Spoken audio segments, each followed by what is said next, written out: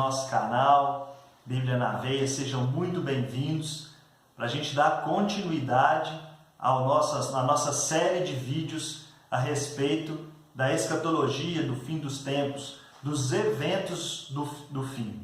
Então está aqui eu e a Ana para passar para vocês esse quarto vídeo, né? O terceiro evento, que é a segunda vinda do Senhor propriamente dita, né? Por que falar da segunda vinda? Porque a Escritura Sagrada é clara a respeito da segunda vinda. E Jesus, enquanto esteve com seus discípulos e depois de ressurreto, deixou claro que ele voltaria. E a nação de Israel sempre esperou a vinda do Messias como um Messias, como um rei, né? Como alguém que teria o poder, como se fosse ali um imperador romano, né? Aquele que ia ter o poder militar, que ia vir com grande glória e grande poder. E quando Jesus vem como filho de um carpinteiro, como uma pessoa humilde, pregando ali o amor, a amizade, estabelecendo um reino espiritual, eles acharam que Jesus não seria o Messias, o prometido. Mas essa segunda vinda de Jesus vai cumprir, né? Vai preencher essa esperança que havia no povo de Deus, nos judeus, nos hebreus, de uma vinda de um rei, né? A segunda vinda vai estabelecer a vinda de Jesus como o Rei dos Reis e Senhor dos Senhores, como está lá em Apocalipse. E ela vem para coroar esse final, né? O final de tudo, o final de todas as coisas. E a gente quer falar hoje a respeito disso, para aprender com você também a respeito desse final. Que muitos às vezes não sabem, né? Não entendem, e às vezes nem por falta de conhecimento, de entendimento. Então nós estamos aqui hoje para poder juntos aprender um pouquinho sobre isso. Eu gostaria de ler com vocês Atos capítulo 1, a partir do versículo 9, do 9 ao 11. E a palavra do Senhor diz assim: Jesus, depois de ressurreto, conversando com os seus discípulos, ele sobe aos céus, né? Ele é assunto aos céus, e ali há uma mensagem muito poderosa sobre a segunda vinda. Eu gostaria de ler com vocês. Versículo 9, Atos 1. Tendo dito isso, foi elevado às alturas enquanto eles olhavam. Jesus foi elevado às alturas. E a nuvem o encobriu da vista deles. E eles ficaram com os olhos fixos no céu enquanto ele subia. De repente, surgiram diante deles 2 homens vestidos de branco, que lhes disseram: Galileus, por que vocês estão olhando para o céu? Este mesmo Jesus, que dentre vocês foi elevado aos céus, voltará da mesma forma como viram subir. Então, aqui, né, a palavra nos deixa claro que há uma promessa de uma vinda literal do Senhor Jesus. Os discípulos estavam olhando Jesus subir aos céus, e ali eu creio que eles estavam até meio que apavorados, porque o Senhor, o Salvador, estava os deixando. Mas ali aparecem 2 homens vestidos de branco, 2 anjos, falando com eles: Galileus, da mesma forma que vocês estão vindo ele subir, ele vai descer. Então por isso que nós cremos que é uma vinda, a segunda vinda do Senhor é uma vinda literal.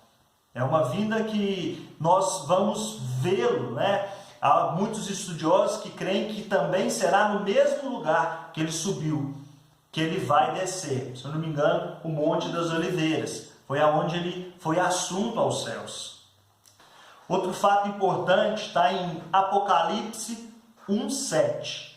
Você pode ler com a gente aí. A palavra do Senhor diz assim: eis que ele vem com as nuvens, e todo olho verá, até mesmo aqueles que o transpassaram, e todos os povos da terra se lamentarão por causa dele. Assim será. Amém. Outro fato importante a respeito da segunda vinda é que todo olho verá. A gente não sabe, né, como isso vai ser. Hoje a gente tem a internet, transmissão ao vivo, até esse canal que nós estamos usando, né, o YouTube, a live, o Instagram.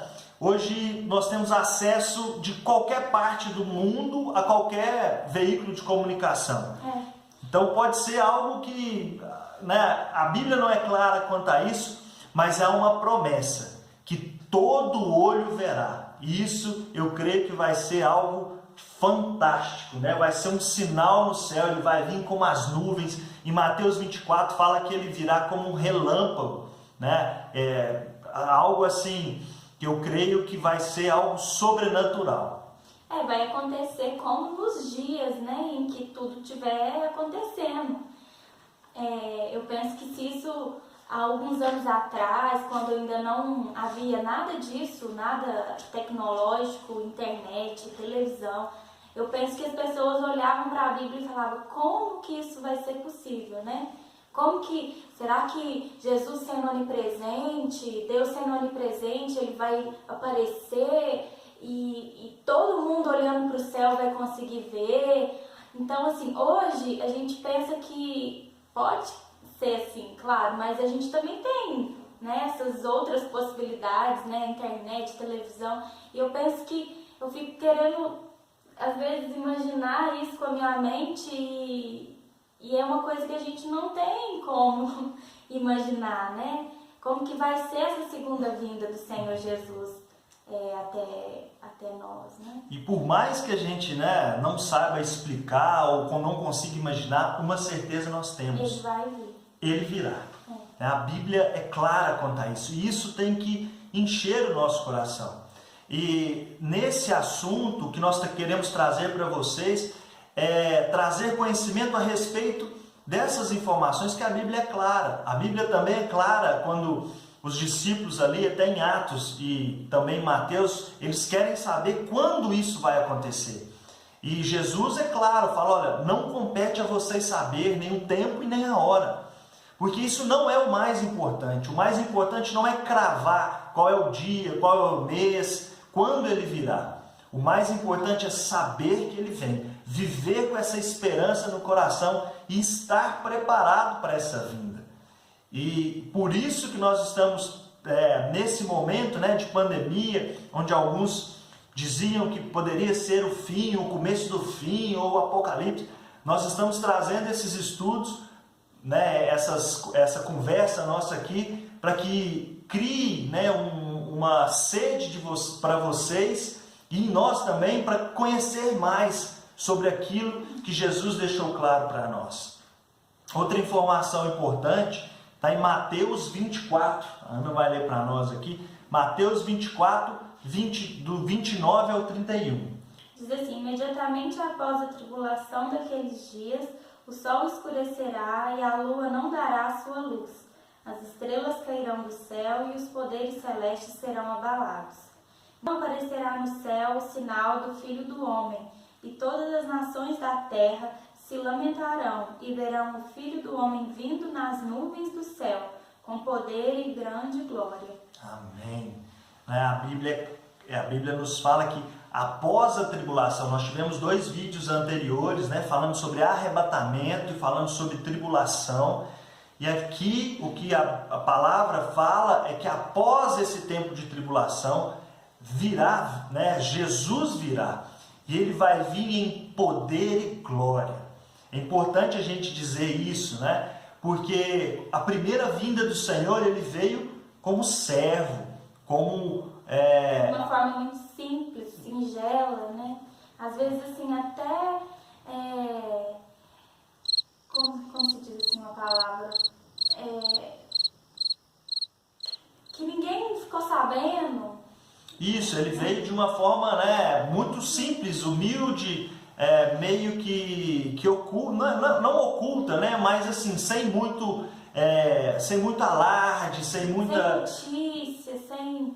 E sem muita glória, né? Exatamente. E essa segunda vinda vai ser completamente o oposto. Vai ser completamente Mas diferente. todos vão ver, todos ficarão sabendo. E além disso, além de todos poderem ver, vai ser uma coisa muito gloriosa, muito grande, eu creio. Então, isso que a palavra fala. Ele vem, né, para estabelecer o seu reino. Ele vem para poder ajustar aquilo que parece que está desajustado, né? Ele vem e a segunda vinda dele, que é o tema do nosso próximo vídeo, vem desencadear num juízo. Né? Então é importante, porque quando a gente fala da segunda vinda de Jesus, muitos tentam tirar um pouco algumas informações ou suavizar, porque na verdade mesmo, muitos têm medo desse juízo final. Muitos têm medo de quando Jesus vai julgar as nossas ações, vai julgar os nossos procedimentos aqui. E ele é amoroso, misericordioso, mas também é justo. E na segunda vinda dele, após a segunda vinda, ele vai julgar todos nós. E a Bíblia é clara também em Tessalonicenses 1:4, 2 Tessalonicenses 1, que é onde ele fala que ele virá nos céus, vai arrebatar a sua igreja e depois desse tempo ele vai nos levar para ficar com ele para sempre. Então é uma promessa linda, é uma promessa grandiosa para aqueles que creem em Deus. Então por isso nós estamos tratando desse assunto para encher o seu coração. E há um senso de urgência muito grande, porque nós, enquanto cristãos, enquanto igreja, precisamos viver na eminência da volta do Senhor. Nós precisamos entender o que representa essa vinda, essa segunda vinda do Senhor Jesus, para que isso possa encher os nossos corações para pregar o Evangelho, para proclamar quem Jesus é e o que Ele pode fazer por nós, que é nos salvar. E quando Ele voltar, Ele vai levar-nos junto com Ele, para vivermos a eternidade ao lado dele.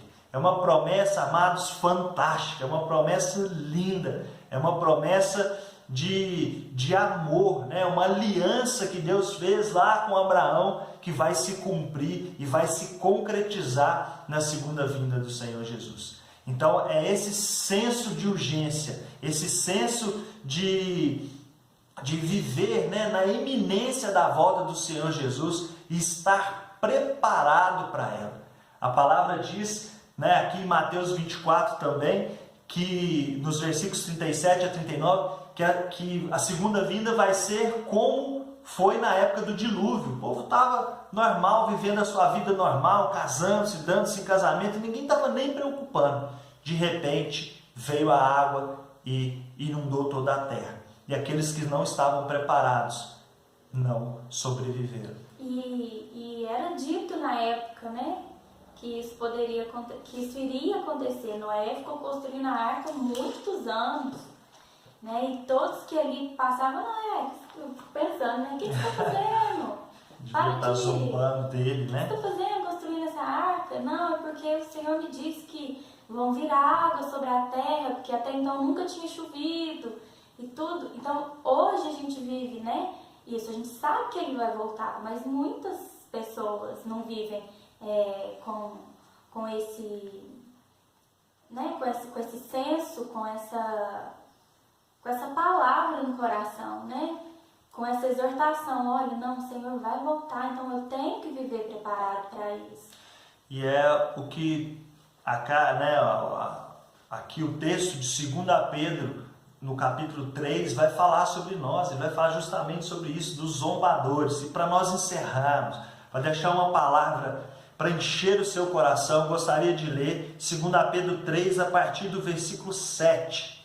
Ele diz o seguinte: pela mesma palavra, os céus e a terra que agora existem estão reservados para o fogo, guardados para o dia do juízo e para a destruição dos ímpios. Então, como foi água lá no tempo do dilúvio, há uma promessa que será pelo fogo, agora na segunda vinda do Senhor Jesus. E o versículo 8 diz: não se esqueçam disso, amados. Para o Senhor, um dia é como 1000 anos, e 1000 anos como um dia. O Senhor não demora em cumprir a sua promessa, como julga alguns. Ao contrário, Ele é paciente com vocês, não querendo que ninguém pereça, mas que todos cheguem ao arrependimento. Alguns acham, né, como a Ana falou, isso aí não acontece, isso aí é história, tal, isso aí... Começa a querer descredibilizar, mas não se engane, Jesus voltará e Ele quer que todos que todos vão ao arrependimento, porque é o arrependimento é que pode nos tirar dessa situação aqui que ele fala de fogo. E no versículo 10 fala: o dia do Senhor, porém, virá como ladrão, é inesperado, como nos tempos de Noé. Continuando, os céus desaparecerão como um grande estrondo, os elementos serão desfeitos pelo calor, e a terra e tudo que nela há será desnudada. Visto que tudo será assim, desfeito, que tipo de pessoas é necessário que vocês sejam?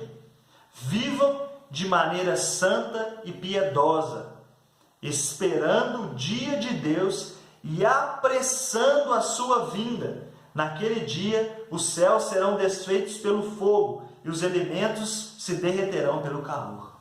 Que tipo de pessoas que nós devemos ser? É o que o Pedro fala conosco. Nós precisamos ser pessoas piedosas, nós precisamos nos aproximar de Deus, nós precisamos aceitar Jesus como Senhor e Salvador e apressar a vinda do Senhor. Eu creio que nós, pregando o Evangelho, disseminando a palavra do Senhor, nós poderemos apressar a vinda do Senhor. Nós poderemos preparar o ambiente para que Ele possa vir. Este é o papel da igreja. Este é o papel daqueles que devem viver na esperança da vinda do Senhor, na eminência da vinda do Senhor. Nós precisamos viver como se Deus fosse voltar amanhã. Nós precisamos ter esse senso de urgência e falar de Jesus, amar as pessoas, servir ao próximo e proclamar a palavra do Evangelho. Nós precisamos também viver de maneira santa, a palavra fala. E viver de maneira santa, eu creio que é viver de maneira separada, viver de maneira conforme a Bíblia nos fala, né?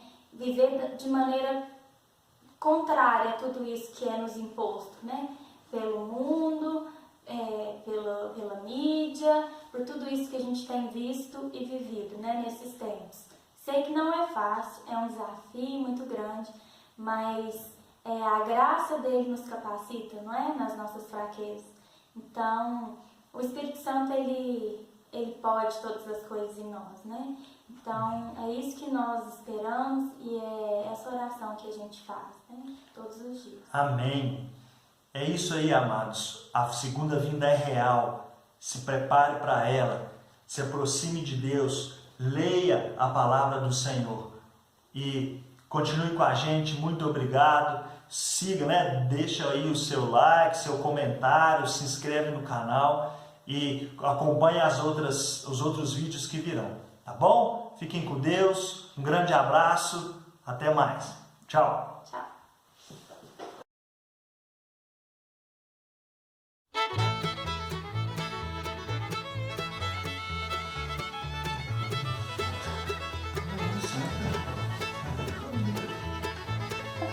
Fez o Anderson.